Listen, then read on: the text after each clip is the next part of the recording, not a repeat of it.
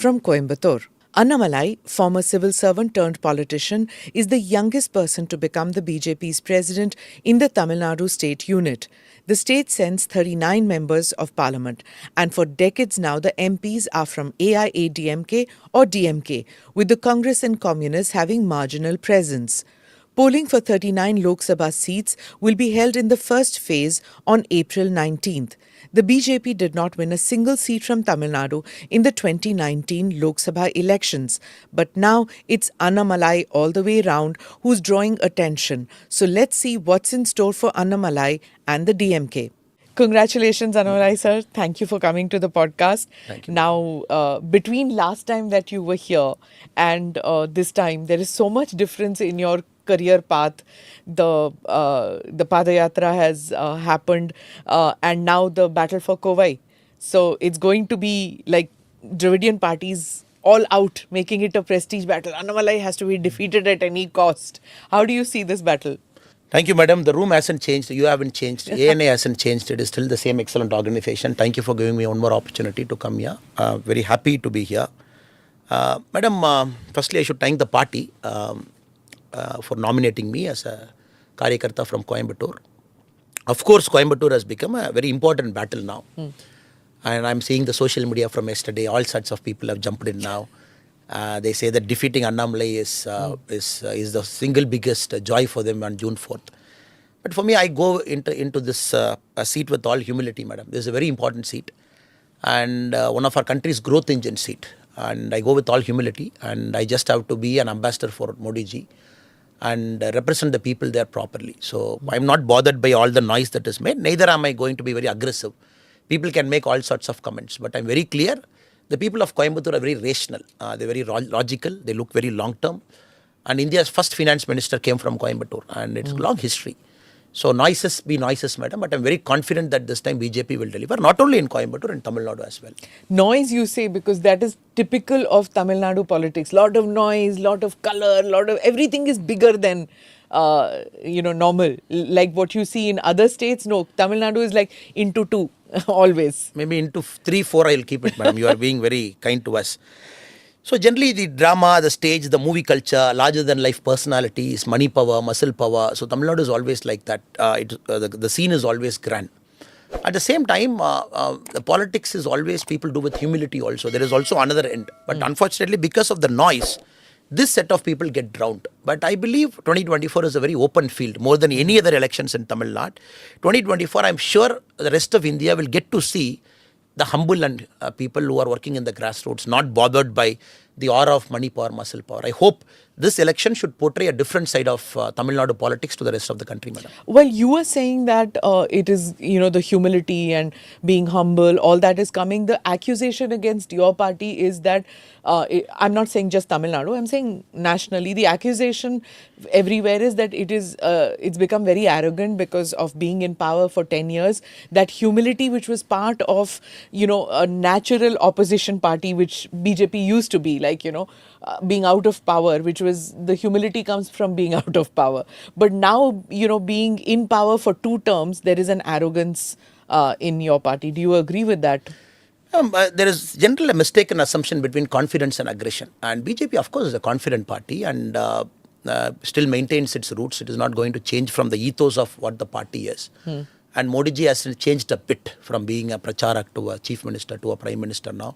He's still the same person. Maybe I think a world's leader, but is so down to the soil.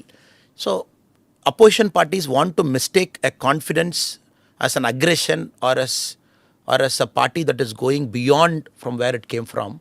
I feel very sorry for them. And BJP is still the same. The opposition parties, instead of looking at their own performance, looking at setting their own house in order, they just want to attach these big labels to BJP. Again, 2024 elections will teach them a lesson, madam. So now that you bring Mr. Modi and about Pracharak, I have to show you this video which of Mr. Modi and you, which became so viral. So, like, what was happening out here, you tell me? Where he was patting you on the back and then he held your hand and it was like, bahut badhiya, he says. Like, I can lip sync. He said, bahut badhiya out here, right? This was one thing which went like viral. So what happened there? Tell me what happened in this video. This is the culmination of our Yatra, Enman, En Makkal, the last constituency, and the event was happening in Palladam. And Prime Minister was kind enough to come to attend the last concluding session of our Yatra. I think it was a massive gathering of people, huge number. The passion, sheer passion and energy was so high. I haven't seen that in Tamil Nadu for a long time, madam. Modi ji knows Tamil Nadu. As a pracharak, he has stayed in Tamil Nadu. Ekta Yatra, he led from Tamil Nadu. And he has also visited Tamil Nadu at different points of time. So Modi ji is also seeing this. So I think the pat is not on my back, madam. It is for all the Karyakartas out there. So a lot of people have toiled. So he was just saying that you have put a lot of hard work. The cadres have put a lot of hard work. He was very happy. So I was clarifying this somewhere also that it is his way of showing his support to all the Karyakartas through me. And Modi ji, like, he always keeps setting the bar. Maybe the next video, if you see, yeah, he show will me say that what video. next. See this video. Okay, he's saying something, and you're saying yes, and then you put your hand out there. So most people were saying that's something secretive, and then I said, okay, my first reaction was, this is Annamalai ji's training as IPS officer. He's closed his lips so that no media can find out what he's seeing. No lip reading. This is your IPS training that is happening out here. So while we could figure out that Modi ji is saying bahut badhiya in the earlier video, what Annamalai is saying, nobody knows in this. Madam, I don't know, it's a great privilege to sit with Modi ji and to just pick up that nuances, fine points. And it's so amazing. He sits on the stage, looks at people, and the kind of reading he does, just looks at people. He knows exactly what is happening. Energy, from where they have come, women, children. And I am really amazed by his eyesight. And many a times he finds out somebody in the crowd he will ask. A small child, a placard, something that is kept, even we can't just read what is happening. He will read, he will say what is it. So Modi ji is mind is always there. It is just there. It is there in the crowd. It is there in that area. And he will keep pointing, observing why somebody is standing. For example, that video is all about at the back, there is no covering and the hot sun. Is water being provided to them? And looks like there is a holding area. Is there enough entrances that is kept for people to walk in? So you'll be so amazed, a Prime Minister coming, sitting, and immediately his eye scans everything, sees whether everything is in order, people are comfortable. And this was more about whether people are given water there, the shade is not there, and looks like there is some hold up. So I don't know, madam. It comes only with Modi is Modi. There's no comparison. I don't know, madam. Okay. In Coimbatore, he's been to Coimbatore before. For BJP, Coimbatore is in a very important place. I mean, with what happened with the blasts, the serial blasts. For them, it has been very important. But now, it's when we are looking at your constituency, DMK did not give the seat to the alliance. They have kept it with themselves. So how are you going to work out? What is your alliance? Has it fallen into place? The alliances that you Alliance is fallen into place, madam. All 39 seats we have declared yesterday. The sense which is going to what party. BJP has declared the first list of candidates. Next will come soon. And we are ready. We are going to the battle. Absolutely ready. Now DMK played a very interesting game. So they knew that BJP is going to come hard. So they replaced the communist candidate with themselves, because communists will never leave Coimbatore. For a long time, Coimbatore has got communist MLAs. For a long time, it is decades. Yeah. For the very first time, DMK has taken that seat back, because DMK believes by sheer muscle power and money power, they can take that seat away from anybody who wants there.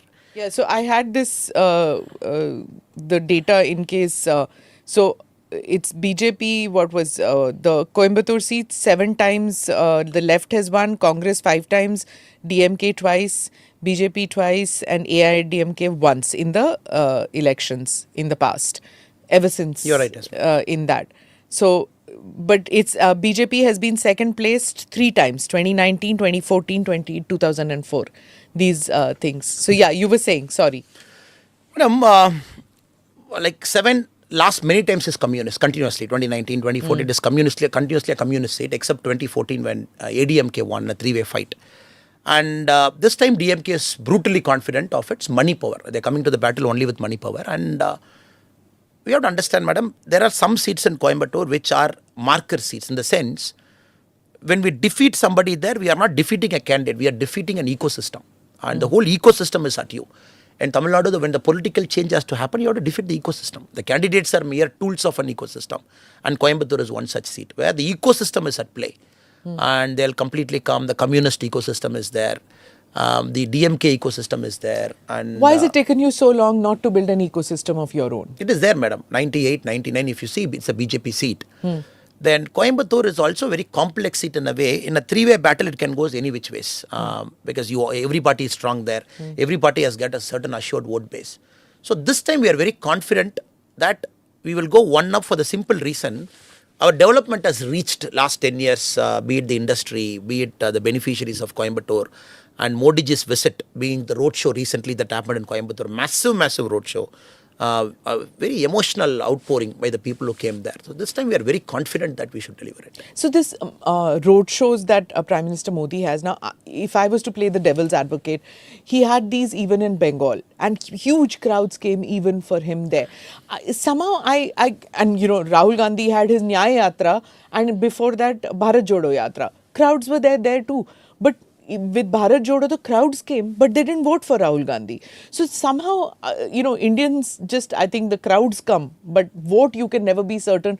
There are many other factors that come into play, isn't it? No, ma'am, I'm not denying that, but we have to understand when Modi ji comes as an opening batter, when he scores runs, just play a cricket analogy, IPL is starting today. When he gives you 200 runs in 30 overs or 27 overs, then the rest is you have to manage. When you have to reach 350, all is asking you is you manage 150 on your own. So that is the election management, meeting people, make sure people come out and vote. Make sure our narrative is right. Make sure our booth at the ground level is strong enough to meet all the voters who vote for BJP, bring them.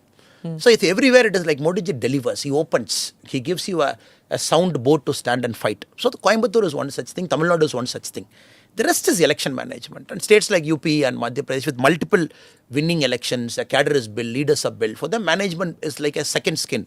And for parties like BJP in Tamil Nadu, we are just learning. And the leaders are coming in, they are getting exposed. And we are also becoming smarter, getting adapted, learning from our mistakes. So that's how I will say, madam. Everywhere Modi ji gives you that opening push. And be it Bengal, be it Tamil Nadu. But this time I'm confident that we have done our hard work over the last many years to build a strong team to capitalize Modi ji's charisma, vision, energy and translate to what. The second part is more challenging. That's the challenge, madam. When you did the Padayatra, you had 200 days, 234 constituencies. What were people coming and telling you in that? Did you feel between last year and this year in your interaction with people, did you see any change? Was it because firstly now everybody knows who you are? You've traveled the length and breadth of the state. Did you feel any change? What did people come and tell you? I felt a lot of change. One, people came with a lot of, madam, demand, in the sense that only to family people they demand. For an outsider politician, they don't demand. You do this, why it is not happening, why you should do it. So more like a demand, which I felt very happy. So not from a request or not from an expectation, they went into the demand stage. I'm expecting you to do it, you should fix it, or your party should fix it. That we felt is a big change because they accepted us as one of their own.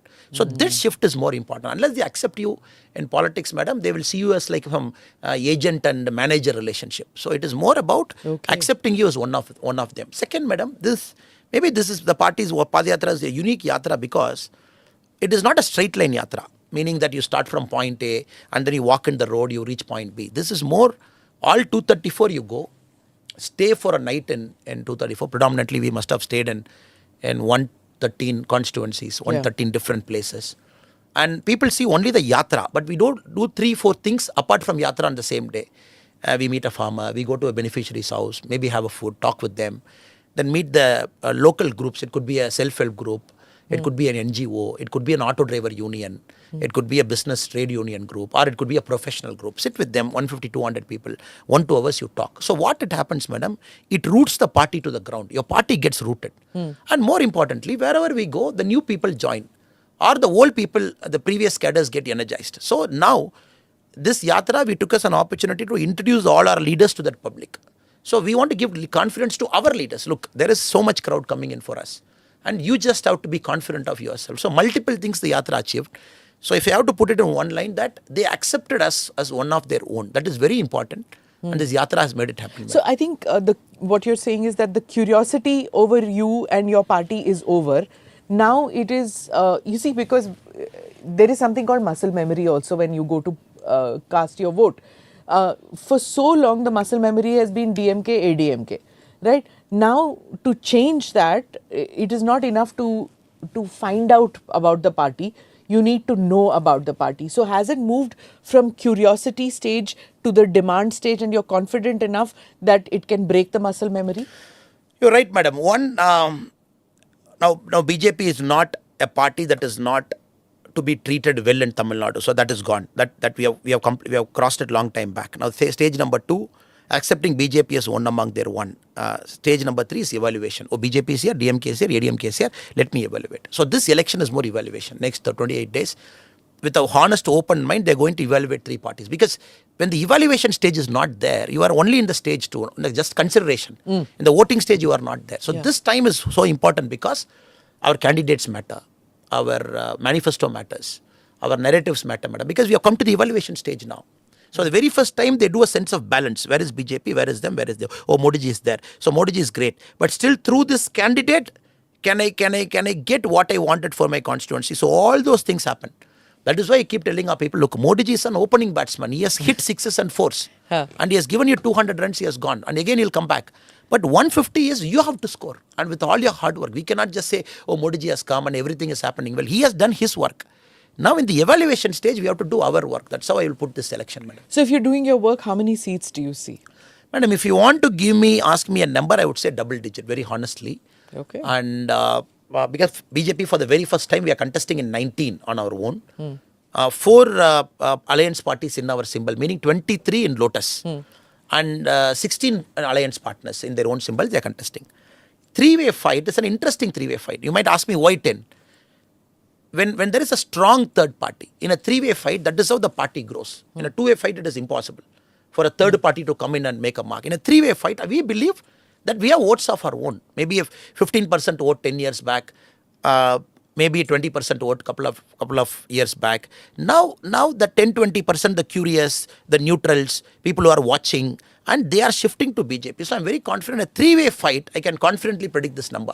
In a 2-way fight, I might not be this confident, even within an alliance. You know, since last year, you've been saying that BJP needs to have a footprint of its own. We can't keep riding on a regional parties thing. Yes, have an alliance, but we can't keep riding on their thing. We need to have our own footprint in the state. You've been saying this for a year. You said this in the podcast last time also. But tell me now, is that dream is getting fulfilled, in the sense like one saw it in Uttar Pradesh, right? That it was either BSP or SP. Somewhere BJP carved a niche of its own, moved. Is that the model that you have for Tamil Nadu? Yes, madam. Now, what is a brand identity? Every party, what is a brand identity? Tamil Nadu, when people should differentiate, you ask a common man, Anna, what is DMK? 3 things in his mind, her mind, maybe a sister or mother. What is ADMK? 3 things in his her mind. BJP, 3 things in their mind. So unless you don't give them the option of having 3 things for BJP, what will BJP do? Immediately they say, oh, BJP comes, they'll remove alcohol shops. When BJP comes, they'll treat temple goers with respect. When BJP comes, no corruption. These 3 things, if it doesn't go to the top of the mind recall, there is no way, like you said, in the muscle memory, BJP is there in the voting. So all the hard work is to say Tamil Nadu BJP stands for this, and this. They have to remember. Only then, in the evaluation stage where we are now, they'll say, oh, DMK comes, I'll get this. ADMK comes, I'll get this. BJP comes, I'll get this. For that, it is very important. You got to stand away from all of them and say, look, this is me. And you should give people a honest reason to vote for you, madam. And people will vote for you when they see a honest reason. So the 3 things that the DMK will say is about the BJP, which, see, how to beat the BJP is fear factor. I've seen in many election campaigns, regional parties use fear factor. What I see happening is the 3 things which are, if I was to just pick 3 things, that they will change the constitution, and there will be Hindi imposition. I'm just randomly picking. Yeah, madam. Hindi imposition, change the constitution, north-south divide, your identity is finished. I am very happy, madam, that this is what I was telling, that BJP should have a similar band recall to counter this. Let us imagine you are with a big alliance partner, you are traveling with them. So where is the niche for you to counter this? When your alliance partner for the last 10 years also says, I don't want 3 language, I want 2 language only. When your alliance partner also tells, I don't want a new education policy. When your alliance partner also tells South is not being taken care properly, we are getting less share of taxation. And you are with that alliance partner. So it is a mixed message you delivered. 2019 was not a great year because the message was mixed. And our language and our alliance partners' language were very different. And when Prime Minister 2020, 2019, 20 says, please learn 3 languages, third language is optional. You pick anything you want. When Tamil Nadu has got so much linguistic speaking minority, Coimbatore, predominantly Malayalis. Of course, Tamils, but among the non-Tamil speaking, predominantly Malayalis. You go to Chennai, predominantly Telugu speaking population. Go to Krishnagiri, it is Kannada speaking population. So there is a huge people who are there, but when you're an alliance, you don't have that niche to communicate what you want. So the only option is, we have become aggressive in the last 2 years to communicate, okay, North-South party, who's Annamalai, who's this guy, who's the other party guy, who's your district president.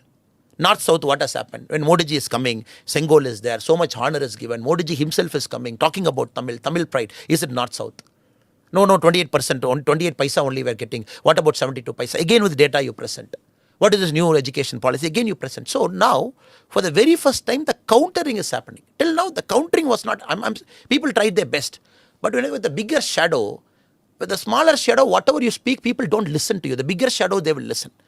That's how I would say, madam. The second one, every election for every party, there is a positive effect, there is a negative effect. Of course, the positive effect is what I said. BJP comes this.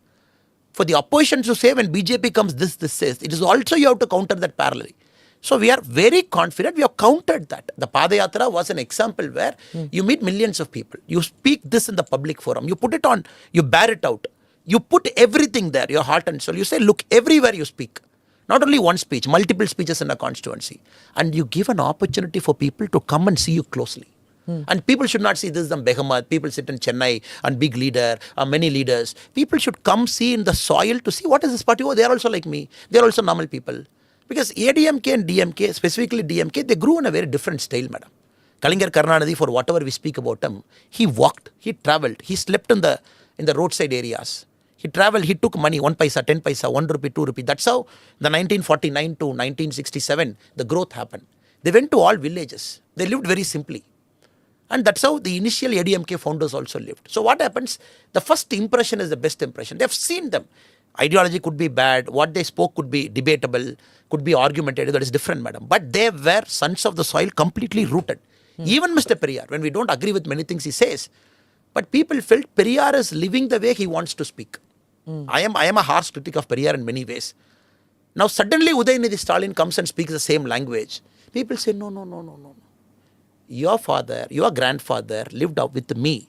So whatever he spoke, right or wrong, I listened. The initial Periyar lived with us. Whatever right or wrong, I'm listening to them. So their growth phase is completely different. Now the chance we see is the third generation, fourth generation, even Ivory Tower.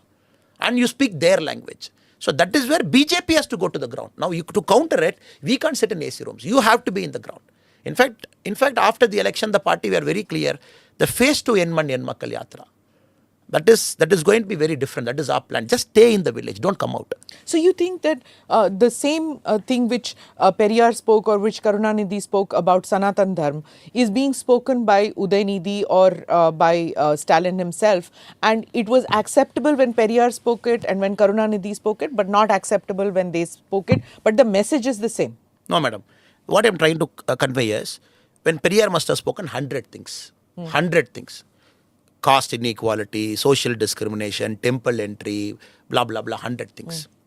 In that, 30 things could be downright historical. Downright historical.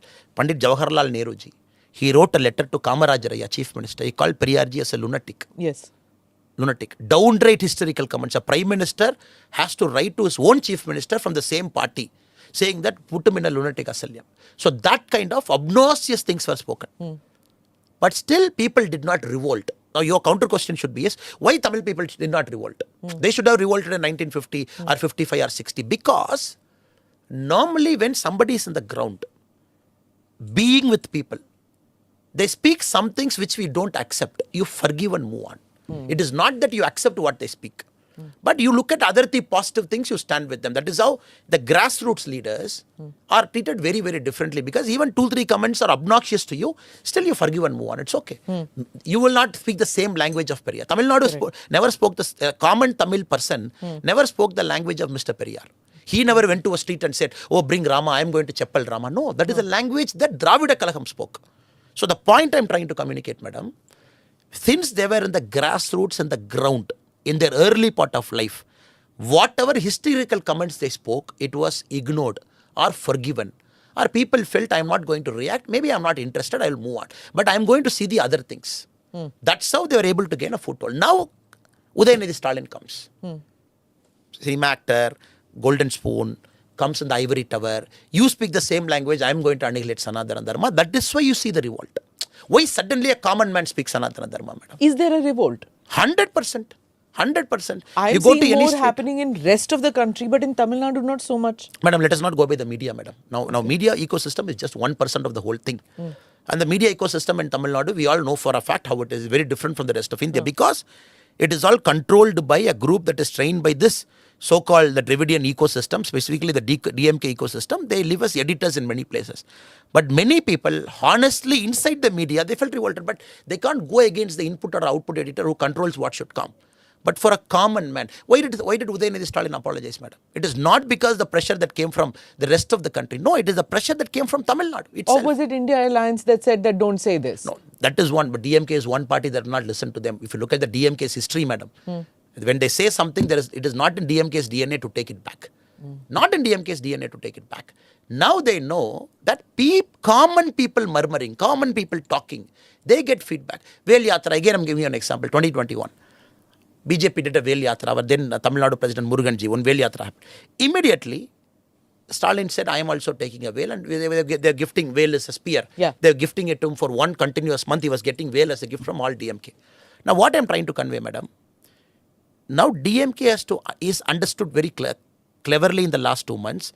Oh, the politics have shifted. It is not that what my grandfather spoke, the same language I cannot speak. What Anna spoke, I cannot speak the same language. Now, this is one generation that is seeing these people as elitist. It is not seeing these people as on the ground. That is why you see every day there is if somebody speaks bad about women. Madam, Tamil politics for a long time, it is a politics that was based on vulgarity, especially the DMK politics. If you look at their old stage speeches, if somebody is playing a record now, 60s, 70s and 80s, oh my God, it is so bad. The caricature, the characterization of women is so bad, it was accepted by the DMK crowd who come and sit there, not by a common person. They attract the DMK crowd, they come, they clap and go. In Tamil we say, Uruvanu Koruthi. For every person, there should be one other person, meaning a male, a female, a male. Uruvanu Koruthi. For each husband, one wife. For each wife, one husband. That is our dharma. But DMK went against the Uruvanu Koruthi concept itself. So everywhere they make fun of it, joke about it. And Kalingar Karnanidhi himself sits in a stage. When one of his wife is present, he will make fun about the other person. You have seen, you can play videos, I'm not making anything up. But why suddenly there is a revolt? Because now a new generation of audience, a completely different people in the social media who watches no more the DMK audience.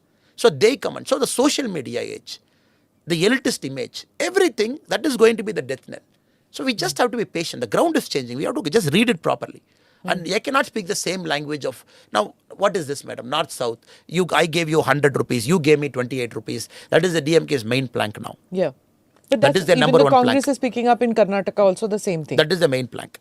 But I can assure you in Tamil Nadu, this is a plank they tried in 1960s with Annadurai ji. They tried with all the leaders. They have thrown this chapel out. It's like a old chapel. They've thrown it. Now again they're trying to wear the old chapel. Old chapel will generally bite you. Now this thing, people of Tamil Nadu know, oh, it is 28 rupees is not the grant in aid that is given to your budget. There you calculate. What about people who get 6,000 in their account? What about the gas subsidy that people get 300, 400 rupees? What about the mudra loans they get? What about this? You calculate it. That is why Finance Minister, Madam Nirmala Sitharaman, on record she says, look, this is the money that has come back. This is the money. On record. You cannot just calculate the money by saying, this is the grant in aid I got through my budgetary support, and that is 28%, so I am going to make a narrative. Common people will ask, no, I am getting 6,000.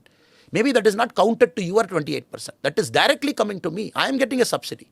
I am also getting a 100-day employment wage, which is 100% given by central government. So this narrative is an important narrative that is coming now. Are you able to emphasize? Are you able to put your narrative strongly? Because for decades now, the narrative by the regional parties of the 4 and now 5 states in South India has been that we 4, now 5, are taking the burden of the Bimaru, the states which are backward. We carry the burden. We pay more taxes.